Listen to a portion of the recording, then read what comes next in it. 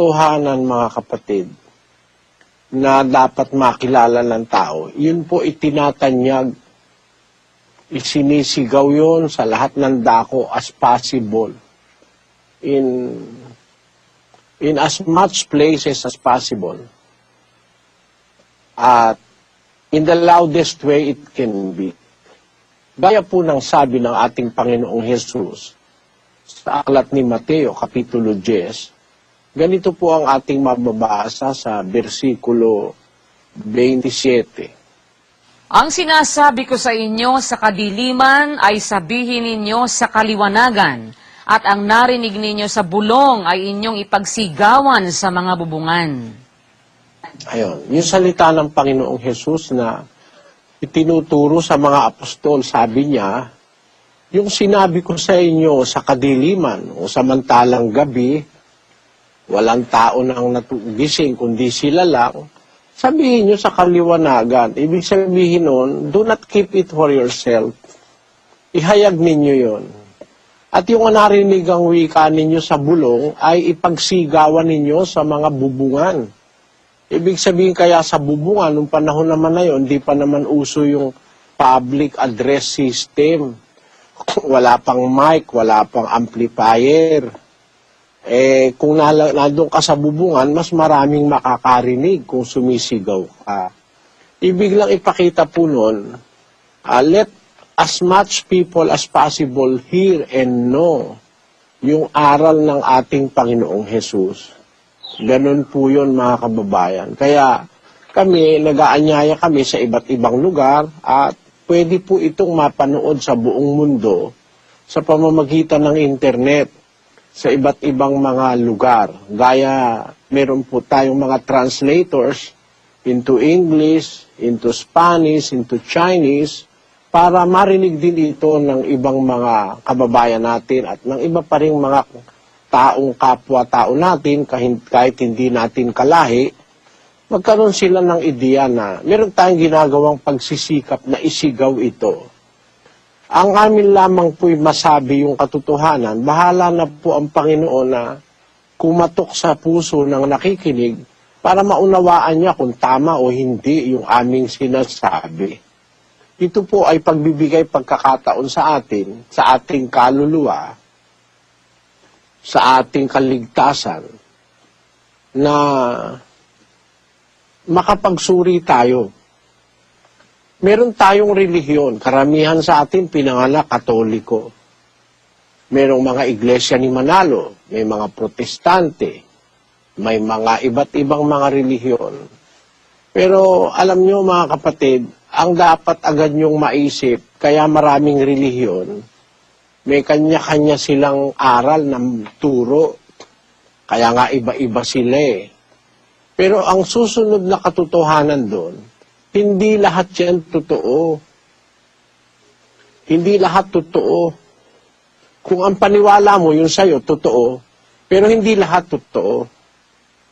Ngayon, ang susunod na lamang lohika ron, may pagkakataon ba na yung iyo ang hindi totoo? Kasi kung totoo lahat yan, may naniniwala si Kristo, Diyos. Anak ng Diyos, galing sa langit. Ang paniwala ni Manalo at ng iglesia ni Manalo, si Kristo tao. Hindi pwedeng tama pareho yun eh. Hindi po pwedeng tama pareho yun. Yung isa tao, yung isa Diyos. Pwede bang tama pareho yun? Tiyak na merong mali ron. Kaya ang susunod, alin ba ang mali? Yung kanya o yung akin? Baka naman ako ang nasa mali. At kung yun ang susunod na tanong, ang susunod na dapat gawin, magsuri. Sino ba ang mali? Sino ba ang tama? Yun po ang layunin natin, mga kababayan. To compare religious beliefs. To compare and to discover what is true. To know of all those preachers, sino ang nagsasalita ng totoo? Sino ang nangunwarta? Sino ang nagninegosyo sa relihiyon? Nagpapayaman sa kahirapan ng kanyang inaakay, nagpapayaman siya para dumakila. Marami tayong dapat mas-solve sa relihiyon, mga kababayan. Huwag kayong agad magsasabi ng sarili, ay ako, dito ako sa Katoliko. Hindi na ako alis dito. Dito namatay ang lolo at lola ko eh. Kung saan ako nagising, dito na lang ako. Mali po yun. Kahit diyan pa namatay lahat ng tao, isipin mo, buhay ka pa, tiyakin mo bago ka mamatay diyan na yung kinamatayan mo o yung kamamatayan mong relihiyon, siyang totoo. Dahil nga merong mali sabi ng Panginoon sa 4:1 ng unang Juan. Mga minamahal, huwag kayong magsipaniwala sa bawat espiritu, kundi inyong subukin ang mga espiritu kung sila'y sa Diyos, sapagkat maraming nagsilitaw na mga bulaang propeta sa sanglibutan. Sabi ng Panginoon maraming lumitaw na bulaang propeta. There are many false prophets that are gone out into the world. So, it is a question of examination or investigation. Who of this preaching in our times is telling the whole truth? Kailangan nating matiyak yun. We have to be sure. Sino ba talaga? Alin ba talaga ang totoo? Doon po pumapasok yung pagsusuri at yung pagkukumpara sa 7 ng Ecclesiastes. Ganito po ang mababasa sa versikulo 27. Narito, ito'y aking nasumpungan, sabi ng mangangaral, na iniaagapay ang isang bagay sa iba upang matagpuan ang kadahilanan. Ayon, iniaagapay natin yung isang bagay sa iba. Let us compare to know which is which. Ikumpara natin.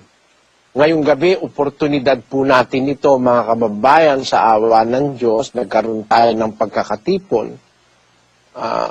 Isipin nyo na yung maaaring pinaka-duda nyo sa inyong relihiyon o sa relihiyon ng iba. Pag-aralan natin, di naman masamang pag-aralan yung mga relihiyon At pagkatapos po ng Bible exposition ngayong gabi, inaanyayahan namin kayo na makinig ng aming mga indoctrination session.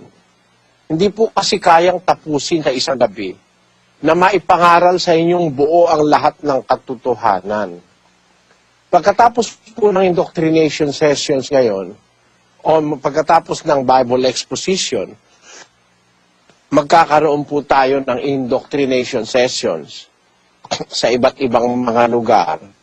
Suriin ninyo, pag-aralan nyo yung mga doktrinang itinuturo sa aming samahan. Ikumpara ninyo, huwag po kayong tumigil sa pagsusuri. Maiksi lang po ang panahon, mga kababayan. Actually, maiksi lang ang buhay ng tao.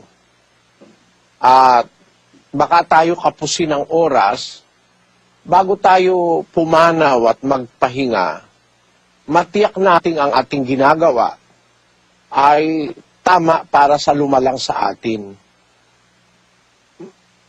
Masyado pong mahalaga yon. Binang maulaga, king bayo taman mamun, king yatong iti. Abalo tayo itang tunay katutuan. Ing tunay sang kaning kikatang pangatao, at may lalang tamo kiti king yato. Maulagaya po ito.